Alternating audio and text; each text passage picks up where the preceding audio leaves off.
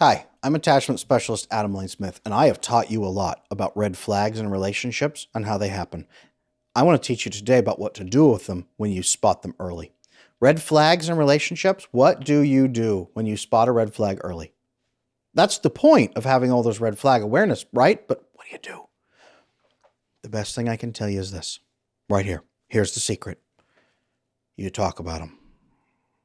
Now, hopefully, through that relationship and through your experience with attachment, you have built the way and the means to openly communicate about them and go to the other person and say, hey, I've noticed this thing's going on. Tell me about this. And that's what you do. You go and you say, hey, this thing's going on.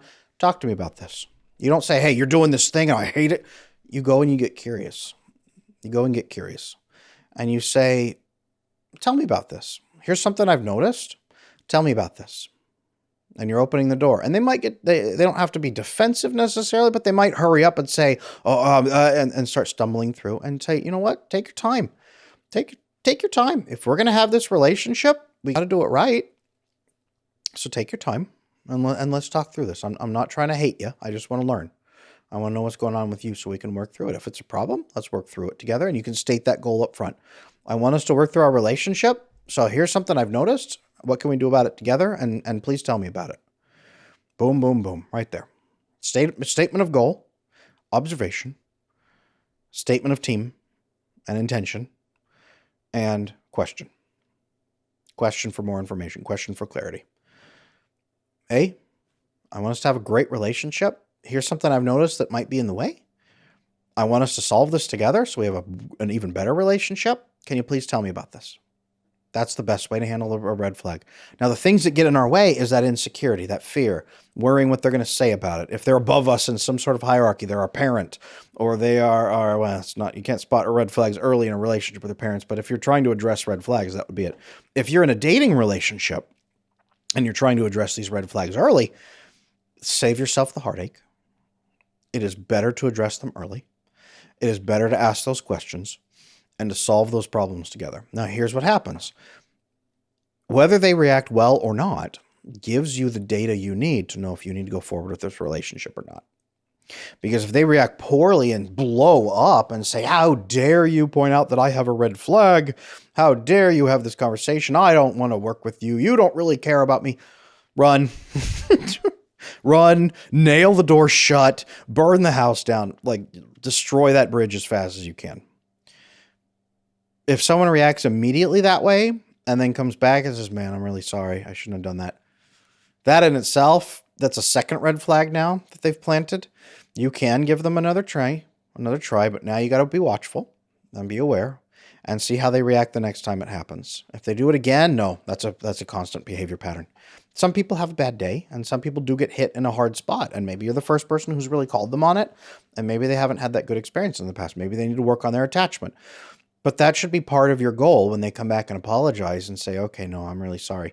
Okay, what are we going to do to make sure this doesn't happen again? It's not just sorry, and I'm not holding it over your head, but what can we do to make sure this isn't an issue? Can we work on attachment together? Hey, there's this dude I know who has this video channel. Can we watch some of those together and start practicing? What happens is when someone starts to resolve a red flag, their behavior becomes opposite of what it used to be, and it's not driven by you pushing and prodding and begging and pleading.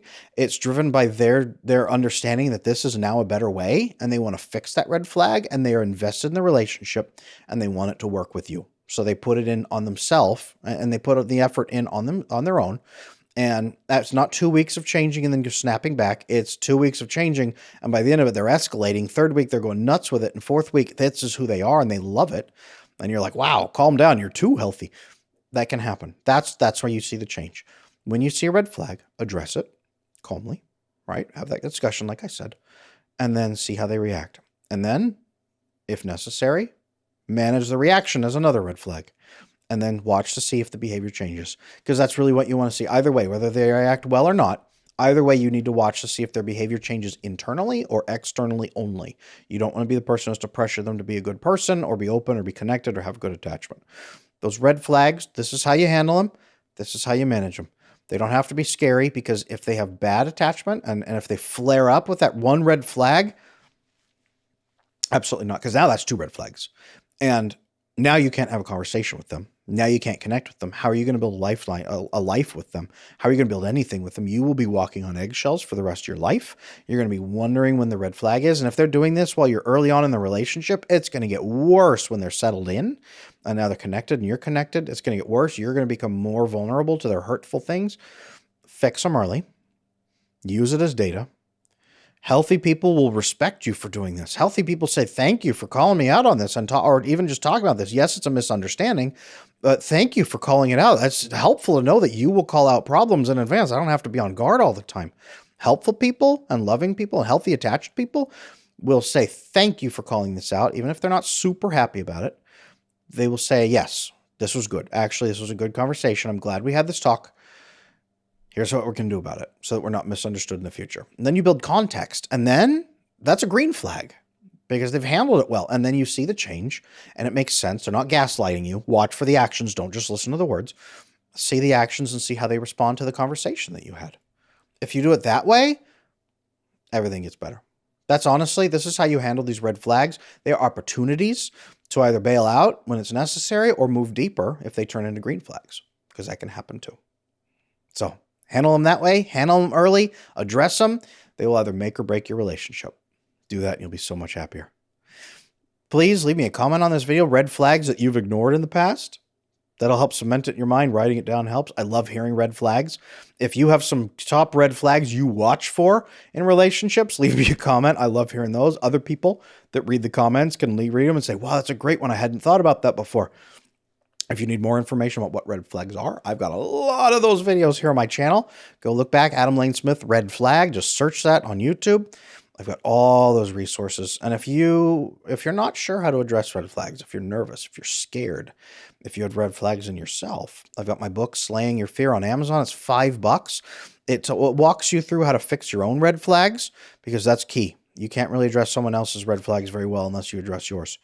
Get that done, and then you'll be meeting people and connecting with people who want to fix those red flags. It won't just be you connecting with people who hate getting red flags fixed and are defensive all the time. Do that, and that'll change the game for you a lot. Right there, perfect. I'm Adam Lane Smith. Thank you. Please like, subscribe, get this channel boosted. Let's get this going. Let's get more attachment in the world. It'll be great. Thank you.